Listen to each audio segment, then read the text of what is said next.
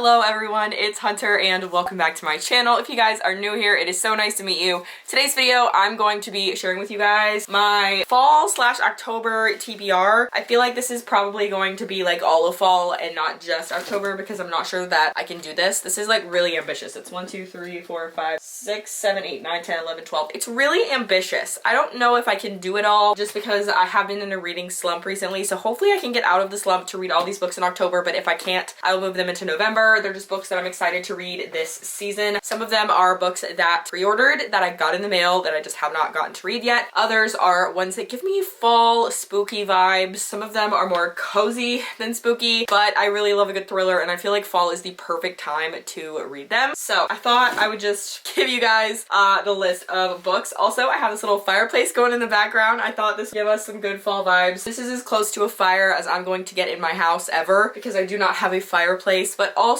because I live in South Carolina, so it doesn't really get that hot. I mean, cold. It gets kind of chilly in the evenings these days, but for the most part, this is probably as good as it's gonna get. So I thought that'd be a fun thing to show you. But anyway, with that being said, if you guys are new to my channel, I would love it if you guys would subscribe to my channel down below. And don't forget to give this video a thumbs up and let's go ahead and get started. So the first book is actually one that I'm already halfway through with. It is Angelica Frankenstein Makes Her Match by Sally Thorne. I got this as a blind date with the book from the Ripped Bodice in Culver City in like Los Angeles. I saw them on TikTok and I went to their store and I saw this and it was wrapped up as a blind date with the book for only $5, even though it came out in September. So I'm really surprised it was only $5, but if you just look, first of all, it is a Frankenstein. Her name is Angelica Frankenstein. If you guys are familiar with the original Frankenstein, you know that Frankenstein is the name of the scientist, not the monster. So basically, Angelica is trying to build herself a suitor because she has run out of options for a husband, and it's really funny. I think it's really funny, really cute so far. I'm about halfway through right now and I'm really looking forward to finishing this, but the Frankenstein gives lots of fall and Halloween vibes, so I thought this was a really good one to mention. The next book is one that I got in the mail from the publisher actually. I think it is from HarperCollins. It comes out this month and it is called The Escape Artist, and this one is actually nonfiction, so my rating will not be very like good because I find it hard to rate books about people's lives, but it says The Man Who Broke Out of Auschwitz to Warn the World by Jonathan Friedland, and I have read literally like 10 pages of it so far, 13 pages so far, and it looks really good. It's about the people, there's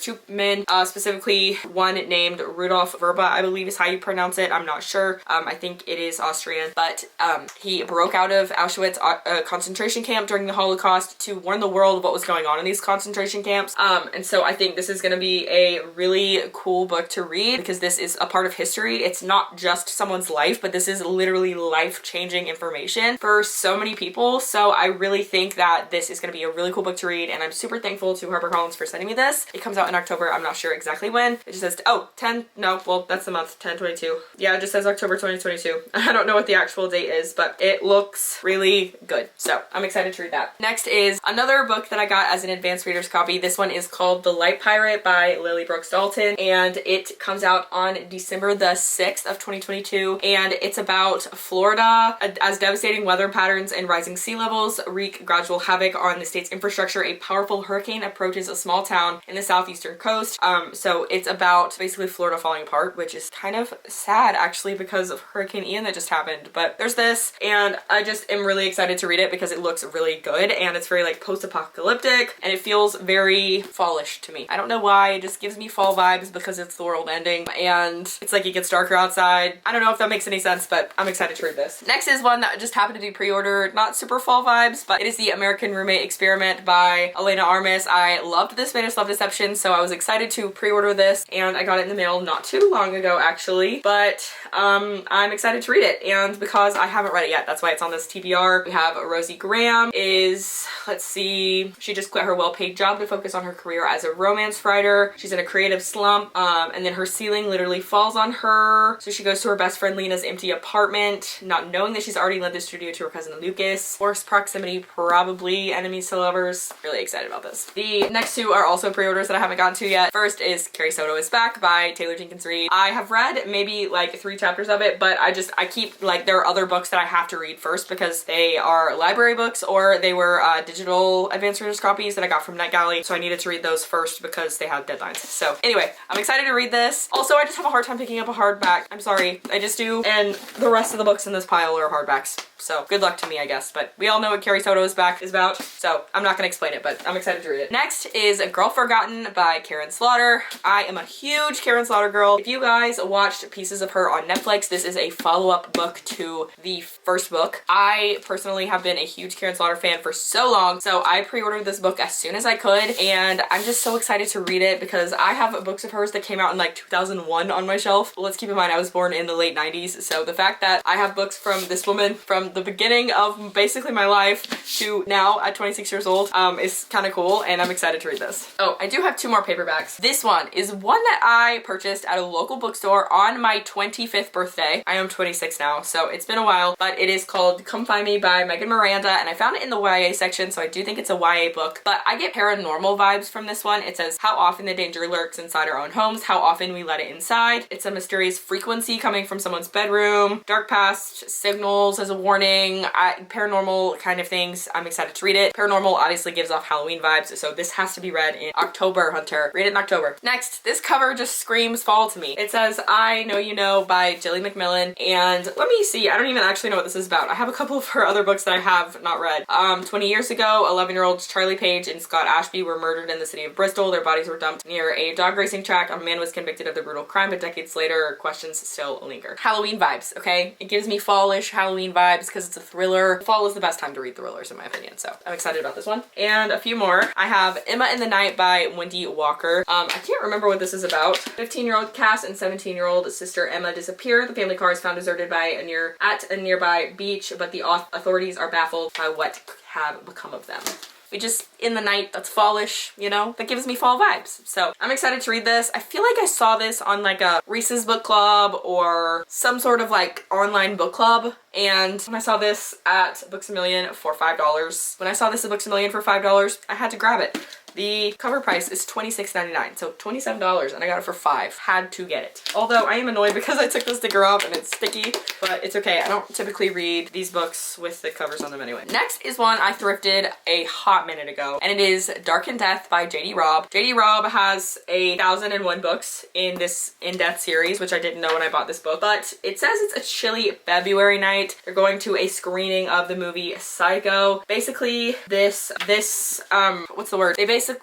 Okay, let me back up. Basically, we have this serial killer who takes the MO of like this one author's books. So the police detective or whoever it is that is investigating this series of crimes is having to read like a series of books to figure out where the killer is gonna go next, because the MO is specific to that book. So like it's a very specific MO, but also like it's not the same thing every time. So it's making it difficult to catch the killer. Anyway, I think that sounds freaking amazing. I'm so excited to read this. It's been sitting on my shelf for so long and I need to finally read it. So there's that. Next is The Trap by Melanie Raby, and it says, I know who killed my sister. I wrote this book for him. And honestly, it sounds so good. I got this from a free little library. It says, author Linda Conrads is famous for more than just her best-selling novels. For over 11 years, she has mystified fans by never setting foot outside her home. Far-fetched, sometimes sinister rumors surround the shut-in writer, but they pale in comparison to the chilling truth. Linda is haunted by the unsolved murder of her younger sister, whom she discovered in a pool of blood 12 years ago, and by the face of a man she saw fleeing the scene. Now plagued by panic attacks, Linda copes with debilitating anxiety by secluding herself in her house, her last safe haven. But the sanctity of this refuge is shattered when her sister's murder appears on TV. This time her television appears on TV. Empowered with sudden knowledge but hobbled by years of isolation, Linda resolves to use her only means of communication with the outside world, the plot of her next novel, to lay the trap for this man. That sounds so good. You can't tell me that doesn't sound so good. I can't believe I had never heard of this book until I grabbed it from the little free library, but I'm pumped to read it. There's actually 2 more books. There's one I need to grab from the shelf. The next one I got from Hatchet Book Group at the Grand Central Publishing, and I am super excited to read this for this month specifically. I feel like I won't want to read this after October's over, so I definitely need to prioritize this in October. But it's called Old Country by Matt Query and Harrison Query. I'm assuming they are brothers, and it says your first home can be a nightmare on the cover. Based on the Reddit sensation, a horror thriller of a young couple who buys the perfect secluded house only to discover the terror within. This this just feels like Halloween to me. And no, I cannot do gory and horror in a movie or in like a haunted house, but in a book, give it to me. I'm ready. Let's go. Because I can imagine it myself, okay? So I can decide how gory the scenes are in my head, you know?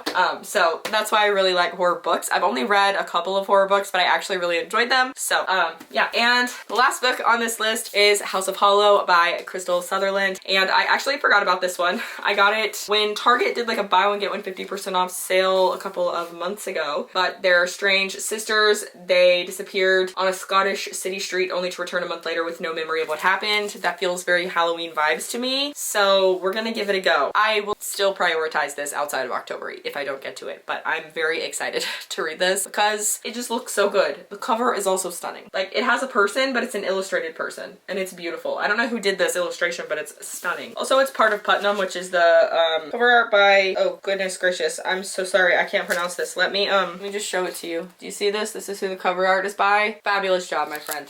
But this is part of the YA stuff, so anyway, those are all the books. I think there are 13. 1, 2, 3, 4, 5, 6, 7, 8, 9, 10, 11, 12, 13. 13 books to share with you. And hopefully I will get through all of them in October, but we'll see. But anyway, those are all the books. So that's all I have for today's video. If you guys have any spooky or cozy fall vibes books that you guys are reading in October and November, please let me know because I would love to check them out. And I will see you guys in my next video. Bye!